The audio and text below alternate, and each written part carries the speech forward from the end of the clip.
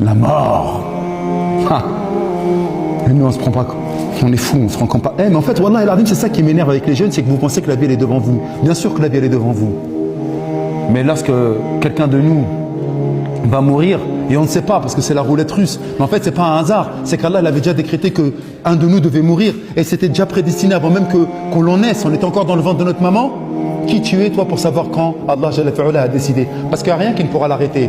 Même les enfants de Mohammed ibn Abdullah, notre bien-aimé Mohammed, sallallahu alayhi wa sallam, lorsque leur décret est arrivé, même Rasulallah n'a pas pu empêcher ce décret. Alors que s'il y avait bien une personne qui pouvait empêcher le décret de la mort, c'était le prophète de l'islam, Mohammed ibn Abdullah. Même lui n'a pas pu empêcher le décret divin d'opérer sur nous.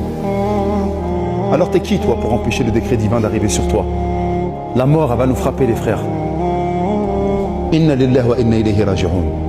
Nous devons réfléchir et nous devons savoir que nous appartenons à Allah et que nous retournerons à Allah. Inna lillahi wa inna ilayhi raji'un. Ma mère elle est morte, mon fils il est mort. Si je m'étais préparé à cette parole-là, mon fils que j'ai aimé, que j'ai changé les couches, que j'ai embrassé, qui me faisait des sourires, qui m'aimait, que lorsque je rentrais à la maison, qui sautait dans mes pieds et qui me faisait des bisous, qui me faisait des câlins, etc. Un autre jour je le vois, il a du mal à respirer. Le cancer il est en train de le ronger de l'intérieur. Les métastases sont en train de se généraliser. Je lève les yeux vers Allah. Je dis, Ya Rabbi, Barakallah, Barakallahu fih, mon fils, qu'Allah lui mette la bénédiction et qu'il fasse en sorte que ce soit les gens du paradis. Mais si je l'ai aimé et qu'il m'a donné un temps et qu'il le récupère, qui suis-je moi pour dire non et Allah ne me le reprend pas?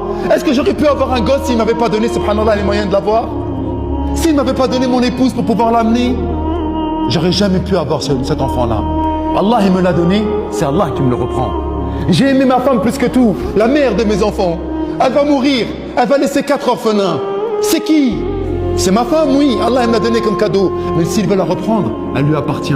Inna lillahi wa inna ilayhi raji'un.